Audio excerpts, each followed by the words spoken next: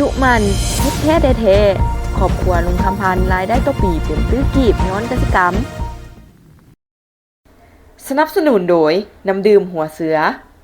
กสิกรรมยุคนี้ถ้าพื้นที่มีเงื่อนไขทางครอบครัวให้และเฮาเปิดใจรับสิ่งใหม่ๆก็มีรายรับดีพอยิ้มออกได้แบบ5 ปีหนึ่งต่อยอดปีต่อไปได้บ่ต้องกังวลหนี้สินทางนอกคือกับครอบครัวของลุงคำพันธ์วรแสงอาชีพชาวสวนประชาชนบ้านคำวงศาเมืองภูวงแขวงอัตตปือเป็นครอบครัวตัวแบบหนึ่งในการปลูกอ้อยตามกลไก 2+3 มีการลงทุนแบบมีส่วนร่วมสามารถสร้างรายรับให้ครอบครัว1ตื้อ146ล้านกีบต่อปีลุงคำพันธ์วรแสงอายุ54ปีได้ให้สัมภาษณ์ต่อสื่อมวลชนท้องถิ่นว่าปัจจุบันครอบครัวของเพิ่นมีสมาชิกทั้งหมด7คน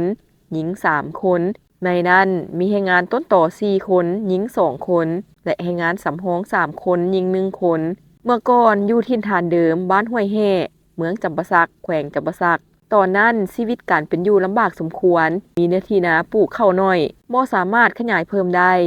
ด้ผลผลิตพอกุ้มกินมาฮอดปี 2017 จึงตัดสินใจยกย้ายมาอยู่เมืองภูวงแขวงอัตตปือเพื่อหาช่องทางทำมาหากินโดยเฉพาะการปลูกฝังเลี้ยงสัตว์โดยปฏิบัติตามแนวทางนโยบายของพรรคและแผนพัฒนาเศรษฐกิจสังคมของเมืองวางอ้อเบื้องต้นได้เข้าร่วมกิจกรรมปลูกมันต้นซึ่งสนับสนุนโดยโครงการ EFAS ในเนื้อที่3เฮกตาร์ผลผลิตได้6ต้นต่อเฮกตาร์ตอนนั้นมีรายรับเฉลี่ยประมาณ35ล้านกีบต่อปีแต่เห็นว่าตลาดเก็บซื้อมันต้นบ่กว้างขวางและราคาตกจึงหันมาปลูกอ้อยนำบริษัท TTC ตามกลไก 2+3 หรือการลงทุนแบบมีส่วนร่วมเริ่มแต่ปี 2018 ถึงปัจจุบันโดยได้เรียนรู้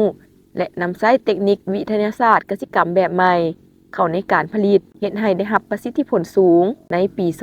2019 เริ่มต้นปลูกอ้อยในเนื้อที่22เฮกตาร์ได้ผลผลิต65ต้นต่อเฮกตาร์รายรับจากการขายอ้อยเฉลี่ยประมาณ371ล้านกว่ากีบเทียบใส่ต้นทุนแม้นยังได้เงินน้อยอยู่เพราะปีทำอิฐได้ลงทุนหลายแต่ก็ยังบวกระบาดต่ออ้อยใหม่อีกได้1-2 ปี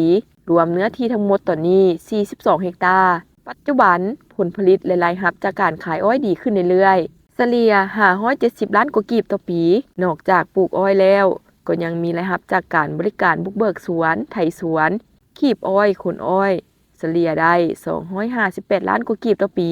ได้จากการขายมันต้น270ล้านกว่ากีบและได้จากการขายสัตว์เลี้ยงอื่นๆอีก50ล้านกีบต่อปีรวมรายรับทั้งหมด1ตื้อ164ล้านกีบต่อปีทั้งหมดนั้นได้มาจากเหงื่อแห้งความดุมันอดทนของตนและสมาชิกในครอบครัวเฮ็ดให้ชีวิตการเป็นอยู่ของครอบครัวดีขึ้นเทื่อละก้าวปัจจุบันมีเรือนอยู่ถาวร3หลังรถไถคูโบต้า2คันมีพาหนะรถขีบอ้อย1คันและมีเครื่องอุปกรณ์รับใช้การผลิตอย่างเพียงพอมีระบบน้ำโซลาร์เซลล์3บ่อนำใช้เข้าในการหดอ้อยในยามแล้งผลสำเร็จทั้งหมดนั้นก็ย้อนแนวทางนโยบายของภาครัฐก็คือความเอาใจใส่ของคณะพรรคองค์การปกครองเมืองภูวงบรรดาแขนงการที่เกี่ยวข้องซึ่งยามใดก็ได้เอาใจใส่ชี้ทิศเยืองทางและชี้นำพาพร้อมทั้งสร้างเงื่อนไขอำนวยความสะดวกให้แก่ประชาชนบรรดาเผ่าชาวเมืองภูวงให้ได้รับการพัฒนาแก้ไขชีวิตการเป็นอยู่ของครอบครัวให้หลุดพ้นออกจากความทุกข์ยากเทื่อละก้าวความซื่นใจมีหน้าตาเป็นแบบใด